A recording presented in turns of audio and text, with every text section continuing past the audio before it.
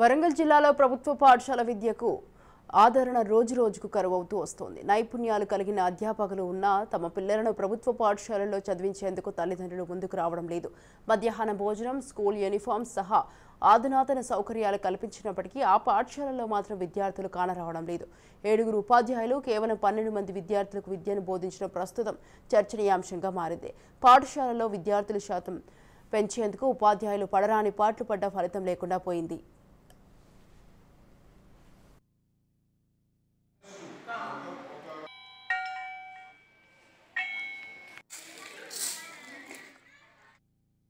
సంగం మండలం తిమ్మాపురం ప్రభుత్వ జిల్లా పరిషత్ ఉన్నత పాఠశాల. ఇందులో మొత్తం విద్యార్థులు 12 మంది కాగా ఉపాధ్యాయులు 7 ఉన్నారు. 9వ తరగతిలో 6, 7వ తరగతిలో 3, 6లో 3 ఉన్నారు. 8, 10 తరగతిలో విద్యార్థులే లేని పరిస్థితి నెలకొంది.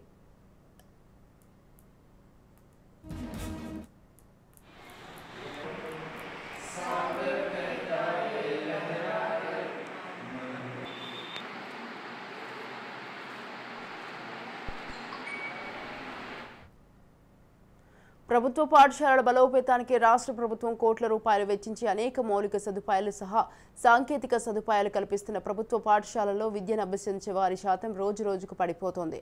జూన్, జూలై మాసాల్లో బడిబాట కార్యక్రమం నిర్వహించి బడిఈడు పిల్లలు బల్లో చేర్చుకునే కార్యక్రమాన్ని పెద్ద ఎత్తున నిర్వహించిన ఈ పాఠశాలల్లో విద్యార్థుల శాతం పెరగడం లేదని ఆ పాఠశాల ఉపాధ్యాయులు ఆవేదన వ్యక్తం చేస్తున్నారు.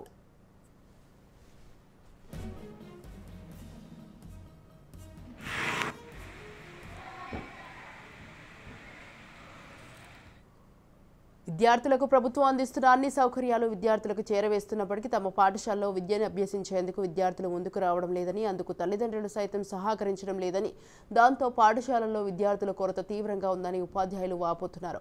విద్యార్థుల శాతం పెంచేందుకు ఎన్ని ప్రయత్నాలు చేసినా లాభం లేకుండా పోతుందని, తామందరూ ప్రభుత్వ పాఠశాలలో విద్యను అభ్యసించే ఉద్యోగుల ఉపాధ్యాయులుగా ఉన్నామని, ప్రస్తుత రోజుల్లో ప్రభుత్వ పాఠశాల విద్యపై ఆదరణ తగ్గడం తామకెంతో బాధ కలిగిస్తుందని అన్నారు.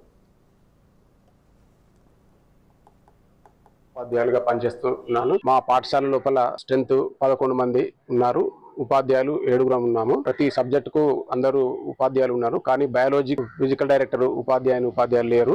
అందరూ ఉపాధ్యాయులు వెల్ క్వాలిఫైడ్ గా ఉన్నారు. కాబట్టి మా యొక్క సేవలన్నీ మీరు గ్రామస్తులందరూ ఉపయోగించుకొని వారి యొక్క పిల్లల భవిష్యత్తును మెరుగుపరచుకోవాలి. ప్రభుత్వం నుండి మా బడికి అనగా విద్యార్థులకు చాలా రకాలైనటువంటి పథకాలు వస్తున్నాయి. ఇవన్నీ మేము విస్తృతంగా జూన్, జూలై మాసం లోపల అందరికీ తెలియజేశాము. మా పాఠశాల లోపల ఉచిత పాఠ్య పుస్తకాలు మరియు నోట్ బుక్స్, ప్రతి విద్యార్థులకు 2 జతల దుస్తులు, అదేవిధంగా వారానికి 3 రోజులు గుడ్లు, మిగతా 3 రోజులు రాగి జావా అప్లై చేస్తున్నాము. ఇవన్నీ ఉపయోగించుకొని అదేవిధంగా ఇక్కడ ఉన్నటువంటి బిల్డింగ్లు కూడా చాలా విలువైనవి. కాబట్టి ఇవన్నిటిని వినియోగించుకొని గ్రామాలలో చేర్పించి మా యొక్క సేవలు వినియోగించుకోవాలని నేను ఈ గ్రామస్తులందరికీ ఈ సహాయ సహకారాలు ఉండాలని కోరుతున్నాను.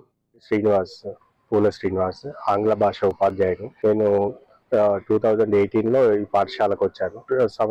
ప్రతి సంవత్సరం నుండి కూడా స్ట్రెంత్ పడిపోవడం జరుగుతుంది. మేము ఎన్నిసార్లు బడిబాట కార్యక్రమాలు అయితేనేమి, లేదంటే మేము పర్సనల్ గా తిరిగినా కూడా పేరెంట్స్ నుండి కాస్త రెస్పాన్స్ సరిగా రావట్లేదు. ప్రభుత్వం ఎన్ని రకాలైనటువంటి వాళ్ళకి స్కీమ్స్, ఉచిత పాఠ్య పుస్తకాలు, ఉచిత యూనిఫామ్ ఇవన్నీ కూడా ఇచ్చినప్పటికీ కూడా ప్రైవేట్ పాఠశాల మోజుపై తల్లిదండ్రులు మాకు సహకరించడం లేదు. ఎప్పుడైతే ఇక్కడ మేమంతా కూడా well qualified and experience teachers, మేమంతా కూడా స్టేట్ రిసోర్స్ పర్సన్స్ గా కూడా చేసి ఉన్నాము.